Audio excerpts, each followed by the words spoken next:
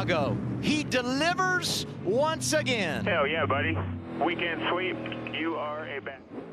Chicago came alive on July 6, 2025, as NASCAR returned to the Grant Park Street Course for the highly anticipated Grant Park 165. The streets of downtown Chicago transformed into a 2.2-mile touring playground through Grant Park, Roosevelt Road, and Lakeshore Drive. Welcome the Cup Series under bright, hot skies, marking the first truly dry NASCAR weekend in Chicago since the event's inception in 2023. With temperatures nearing 80 degrees and no looming storms, fans lined the barricades 5 deep at iconic corners, bracing for intense action on narrow, slick asphalt with constantly changing lane widths. The man everyone was watching. Three-time Australian Supercars champion turned NASCAR phenom Shane Van Gisbergen. The New Zealander arrived on a hot streak. He'd already swept Saturday's Xfinity Loop 110, clinched pole position for both series, and had history in his rear view. A win in 2023 on his Cup debut, another in 2024, and now he was gunning for a follow-up 2025 triumph. As SVG put it, Chicago changed the trajectory of his career. This street course remains his crown jewel in NASCAR. The green flag fell on the 75-lap race staged in 3 segments, 20, 25, and 30 laps, across the 12-turn circuit.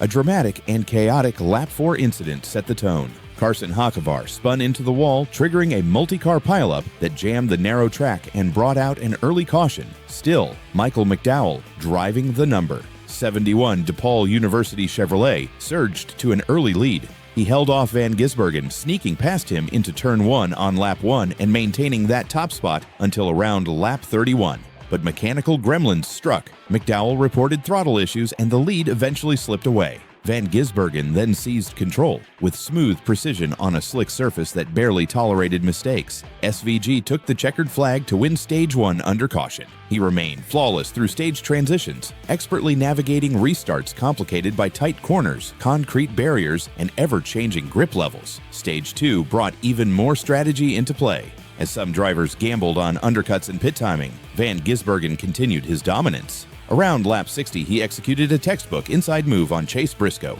sliding side by side into Turn 4 before pulling ahead for the lead. Meanwhile, drivers like Ty Gibbs and Tyler Reddick were making waves of their own. Gibbs, in the number 54 Toyota, was executing a calculated charge. On newer tires and with a clever pit sequence, he stalked Van Gisbergen with serious intent. Reddick carved his way through the pack with surgical aggression. Reflecting on the race, he said, "Each year, we've been here. We've had some sort of tire advantage and just come up a little short.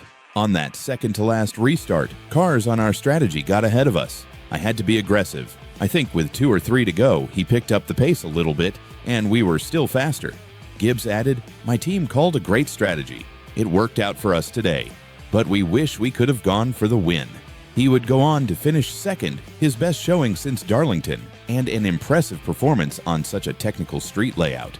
Then came the decisive restart. A late incident involving Cody Ware at Turn 6 triggered a full-course caution on the final lap. But crucially, the yellow flag came after Van Gisbergen had already taken the white flag. Once he crossed the start-finish line, the win was locked in.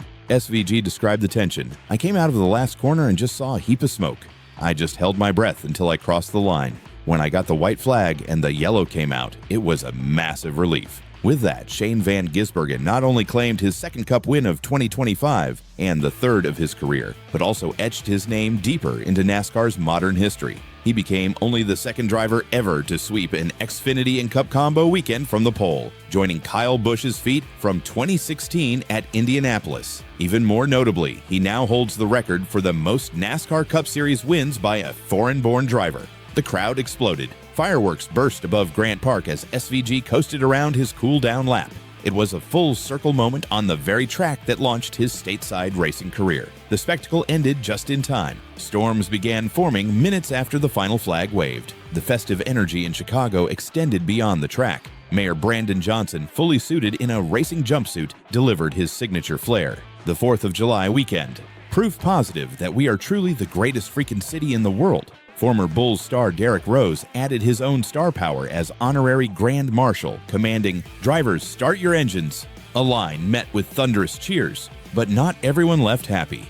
Street racing's unforgiving layout sparked plenty of drama and tempers. Joey Logano was furious after a run-in with Ross Chastain, saying, "Typical Ross. He just sees red and does dumb stuff. That's twice this year on road courses. I'm over it." Bubba Wallace and Alex Bowman also had a heated exchange after contact near Turn 12. Bowman vented post-race. "He shipped us into Turn 12, ran us into the fence. We pinballed off of each other. I wasn't expecting to be raced like that."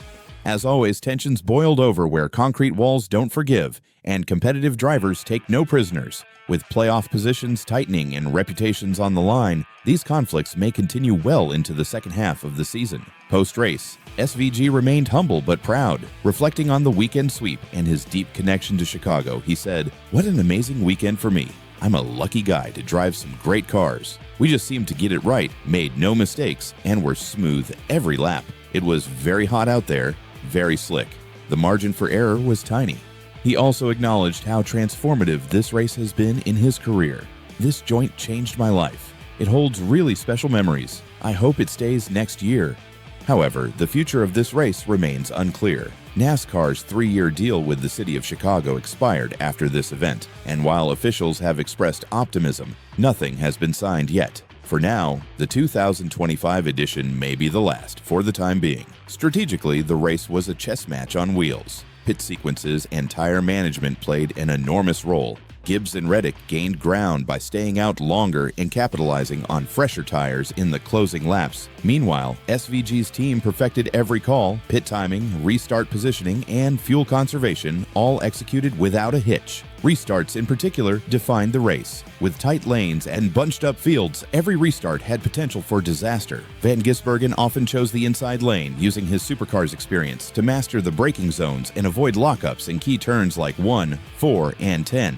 And we can't ignore the broader impact. SVG's sweep didn't just win him trophies, it reinforced his role as a cultural crossover star. A supercars champion turned NASCAR winner in just 2 seasons, he's redefined what's possible for international talent in American stock car racing. The 2025 Grant Park 165 wasn't just another Cup Series stop. It was a showcase of talent, grit, and drama set against one of America's most iconic backdrops. For Shane Van Gisbergen, it was history made. For everyone else, it was a reminder that in NASCAR, the streets don't lie.